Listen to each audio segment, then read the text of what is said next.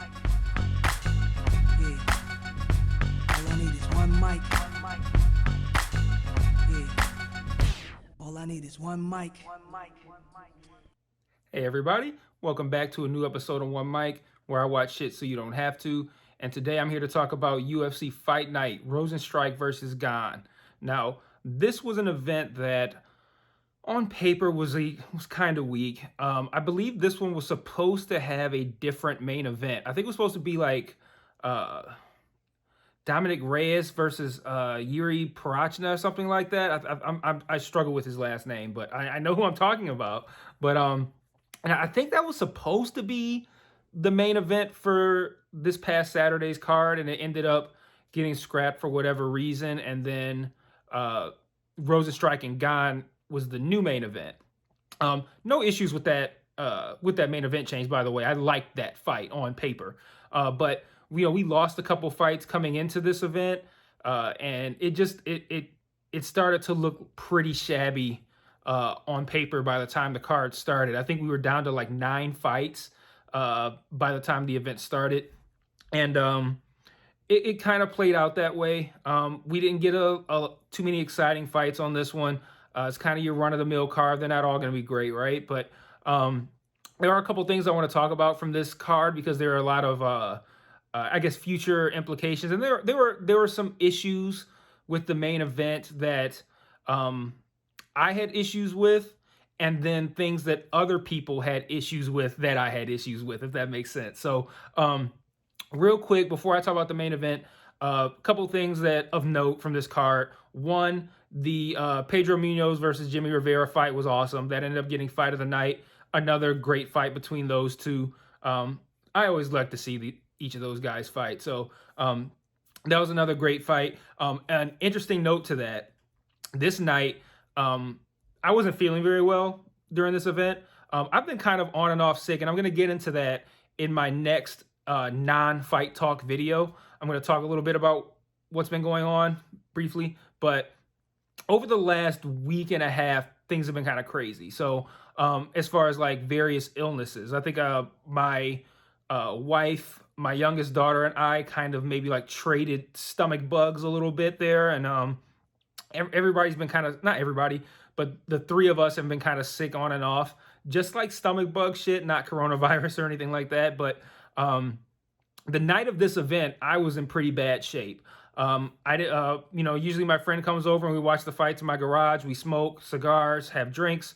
I had him not come over because one, my wife wasn't feeling well, and then two, I wasn't feeling well. So all I really ended up doing was kind of like laying on the couch, halfway coherent, like kind of just like very lethargic and not really into the fights. So the fact that the fights weren't all that entertaining did not help. But one thing that was kind of cool was that my 4-year-old daughter decided that she wanted to sit with me and watch a couple fights. And all she would do is just say, Dad, I think the guy in the black shorts is going to win, or I think the guy in the green shorts is going to win, whoever. So then I would just say, okay, well, I think the other guy is going to win, or girl, because I think she watched one of the, the point is, she watched the Munoz Rivera fight with me. And throughout that fight, it was kind of interesting because I was explaining to her about the calf kicks, because the calf kicks were a huge deal in this. And it was one of those things, and my wife was there too. And I'm telling her, I'm talking to my daughter, but also I'm talking directly to my daughter, but words that are meant for my wife to hear and kind of understand that this played a factor in the Conor fight. This played a factor in the that Sean O'Malley Cheeto Vera fight. I think that was probably what ended up slumping Sean O'Malley there. And we've been seeing this a lot lately. And Bisping even made the joke that it's gonna be started being called ultimate calf kicking championship or something like that. I could see that happening. I personally am not opposed to that. I know there are people who are saying like eliminate calf kicks, and that to me is ridiculous. If you find a method that works, I don't think it should be eliminated because it's too effective. Like I think that's really stupid. Like if you get a guy like Khabib and he's just dominating on the mat and there's nothing you can do about it, no one's gonna go, we need to eliminate wrestling from MMA. I mean, that's obviously that's a bit of a stretch to compare, but no one's gonna be like, we need to eliminate wrestling from MMA. They're gonna say, hey, you need to figure out how you're gonna beat Khabib Nurmagomedov. And that's the same way I look at the calf kicks. No one should be going, we need to eliminate calf kicks. They should be going, we need to train better to figure out how to deal with these calf kicks. And I talked about, and I think I've talked about it on Fight Talk before, the fact that I don't understand why more guys don't train to fight both conventional and southpaw virtually seamlessly, right? And that's something that can help you in those situations. And then I think at one point, uh, fuck, Rivera. I can't remember which. Now I can't remember which one was the one that was getting kicked in the calves.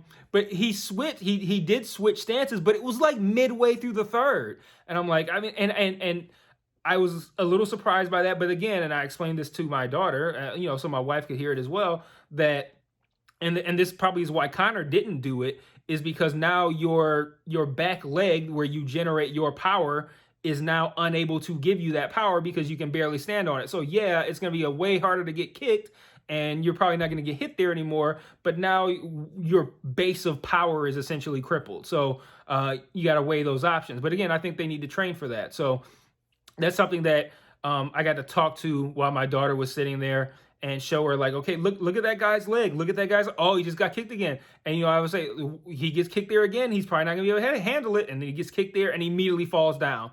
And so that was a fun fight just from the perspective of, one, as a fan watching it, it was an entertaining fight. But then two, also having my daughter there to watch it with me and explaining stuff to her.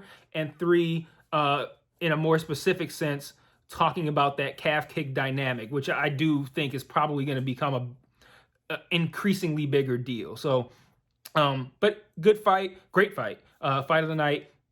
Also, the Buena Silva De La Rosa fight that had the point deduction, I thought was interesting because I saw earlier today Bueno Silva was complaining, saying that she didn't think that was fair because she took some shots to the back of the head and De La Rosa only got a warning, where she immediately got the point deduction. I kind of get that because I see that a lot sometimes, where I feel like the referees are too lenient with the warnings, particularly when it comes to the eye pokes. John Jones, perfect example, right? John fights with his hand extended like that, with his fingers pointing out. And I've seen multiple times in the same fight where Herb Dean's like, hey, John, watch the fingers, watch the fingers, watch the fingers, watch the fingers. How many times are you going to tell him to watch the fingers before you deduct the point? Because that's not an accident.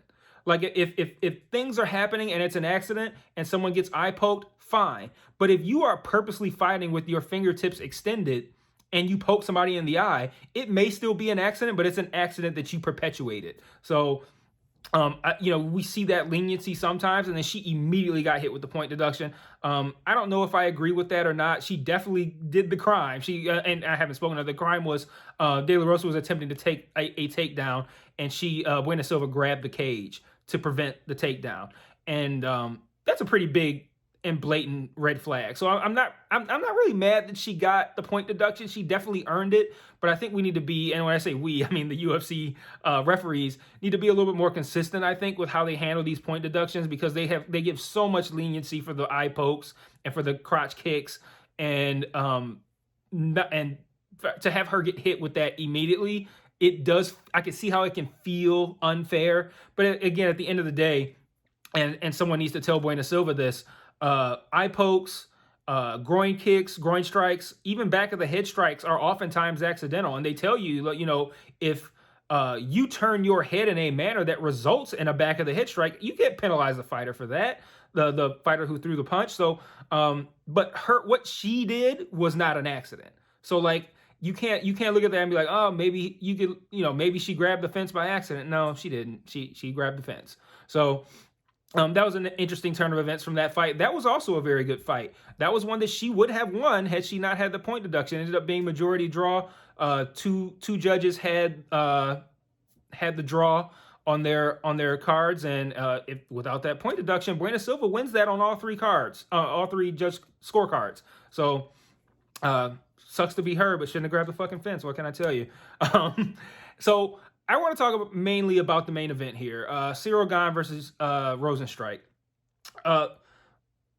I've heard a lot of flat coming Gane's way, which is confusing to me. I understand how, what he did was not the most exciting strategy, but at least he was active. He wasn't as active as we might have liked, but he was throwing strikes, he was throwing kicks, he was attempting takedowns, he was doing things. Rozenstruik didn't do shit, man. Like he's the one who should be getting dragged here. Like Rozenstruik never pressured. I don't even know if he ever initiated action. Like I feel like every time Rozenstruik threw, it was countering something that Gane did.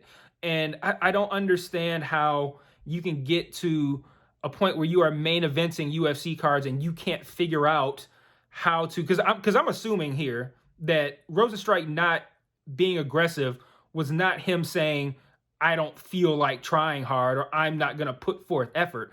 I looked at it as he could not find an opening to where he felt comfortable initiating, or he was purposely waiting for an opportunity to counter. Not, I don't feel like doing anything, just kind of like, I'm waiting for an opportunity to counter. And this is what I felt watching the fight. I felt like Gane was looking to get in, maybe get a jab, maybe a second, some sort of second strike in, maybe, a cross, a kick, a knee, whatever. One shot, maybe two, and get out to avoid Rozenstruik's power. And on Rozenstruik's side, it looked like he was not willing to initiate because he didn't want to deal with Gane's power, and he was looking to counter. So if you have one guy who is being very wary about the shots he's throwing and trying to, get one in and get out, get one in and get out, and the other guy is waiting for opportunities to counter, the guy who's waiting for opportunities to counter is not going to be throwing too many strikes, and the ones he throws aren't going to land because the other guy's just throwing one and getting out and moving. So it was a recipe for a fight that's not going to be that entertaining. But at the end of the day, I don't fault Ciryl Gane for his strategy. He fought a perfect fight. He took virtually no damage. He won every round. He was not completely inactive. I mean, we've seen fights that are completely inactive. He was not completely inactive. I don't really have too many complaints. Yes, I wish the fight had been more exciting, but at the end of the day, it wasn't a total dud. We've seen total duds. Think the Adesanya Romero fight, one that we expected to be a banger and it was not. So it happens. No one's gonna call Izzy a boring fighter. That's not how he is. But hey, sometimes it happens when a guy goes in with one strategy and his opponent has a strategy, and then those two strategies are like water and oil. They just don't mix, and you end up with a shit show.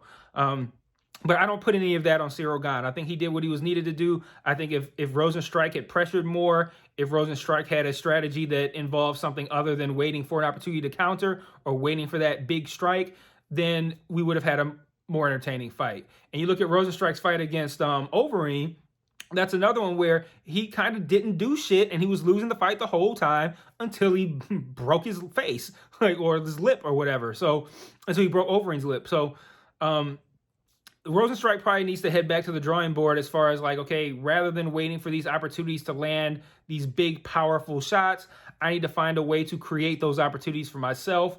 Or if I have a guy who's, being very wary, I need to figure out how to be more aggressive without catching one of those shots myself. So, again, big win for Ciryl Gane. Perfect fight, 50-45 on all scorecards. He did what he needed to do to win.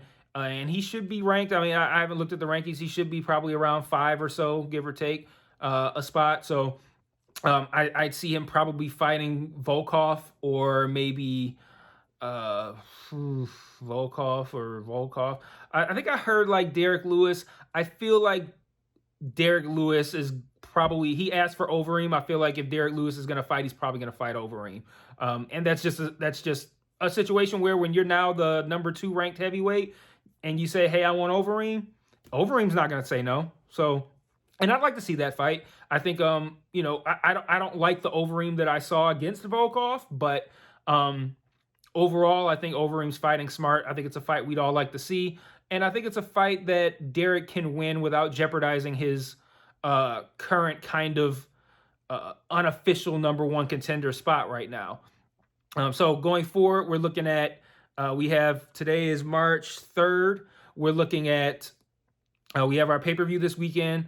UFC 259. 260 is on March 27th. That's where we're going to have Stipe and Francis fight. We know John Jones is going to fight the winner of that fight. So it's kind of on Derek Lewis. Are you going to wait until the result of John Jones and the winner of UFC 260, or are you going to have another fight in between? I think you'll probably have another fight in between. So I'd like to see him get the Overeem fight that he asked for, pair up Cyril Gane with Volkov, and we'll see what happens. See what happens with John. See what happens with Stipe and Francis, and go from there. Real quick, I'll offer up some. I don't want this to go too long, but I'll offer up some quick predictions for Saturday. Just for the title fights, because we don't have all day here, right? Petr Yan versus Aljamain Sterling. I'm going to take Aljamain Sterling. I think he is ready. I think it's his time. I think he's going to benefit from the smaller cage and being able to take Yan down. And I think that if he gets Yan down, it's a wrap. Whether when I say it's a wrap, that could be a submission, that could be some ground and pound. I don't know. Even if it's just, hey, I can maintain this position and I can win rounds this way, whatever the case may be, I think the smaller cage aids Aljamain in being able to get Petr Yan down. And if that happens, I don't see Petr Yan being able to win the fight. If it was a bigger cage and he had a better or lesser likelihood of being taken down, and the fight stayed on the feet, I would like Jan's chances a little bit more. But I'm going to roll with Aljamain. That's a little bit of a roll of the dice, I think, but it's a pretty even fight, so we'll see. If I'm wrong, I'm not gonna feel like what the fuck were you thinking? I think it's a solid pick. Amanda Nunes versus Megan Anderson. I mean, what can I say? I think Megan Anderson presents unique difficulties, and I heard this on Chael Sonnen's podcast, and I didn't think of this, but this makes sense. A lot of Amanda's opponents are people who, especially when she fights at 145, are people who don't quite make that 145. They're weighing it at 139, 140, something like that. Megan Anderson is somebody who has to actually cut weight to make 145. She's big. She has the size. She has the length. She has ways she can win this fight. Do I think she's gonna win the fight? No. I feel like Megan Anderson is someone who could use more time before taking on an Amanda Nunes, but hey, we're here now, so it is what it is. So I'm taking Amanda. I'm gonna take Amanda as usual by knockout, but I don't think that it's going to be a fast one. I don't see it being like she's getting her out of there like she got Cyborg out of there quick. I think it'll be, it might take her, 2, maybe 3 rounds or something like that. So that's where I'm going with that. And then Izzy and Yan, I don't going with Izzy, but I think Izzy's, I don't see any reason I don't see any way this fight is different from the Costa fight or the Romero fight. Everybody goes, Polish power. Yeah, we know. Do Paulo Costa or Yo Romero strike you as people who don't hit hard? Like, these are guys who had just as much of an opportunity, or ability, I should say, just as much of an ability to catch Izzy as Yan has, and they were unsuccessful, and Costa was embarrassingly unsuccessful. So at the end of the day, Izzy's going to be faster. Izzy's never really had that knockout power. He's going to be able to get out of the way. I don't think Jan's going to be able to touch him. He's going to be slower. And I think Izzy's just going to pick him apart, and it'll probably end in some sort of ground and pound. Same way. I don't expect it to go to decision. Because even if Izzy doesn't really batter him consistently, I still feel like Jan's gas tank trying to land that heavy shot on Izzy is going to wear him down to a point where eventually Izzy can get the ground and pound or something like that and win. So I'm taking Izzy, probably fairly midway, 3rd, 4th roundish maybe, TKO. Probably similar to how he beat Costa and Whitaker. He lands a shot, it stumbles them, staggers them, they go down. Not a knockout shot, just one that's like, oh shit, and then he's on them and it's a wrap. So that's how I'm seeing that going. So stacked card, I can't wait. This card is insane. Dominic Cruz on the fucking prelims. Like, this is a stacked card. Islam Makhachev we got on here. Like, this is insane. So I can't wait for this card this weekend.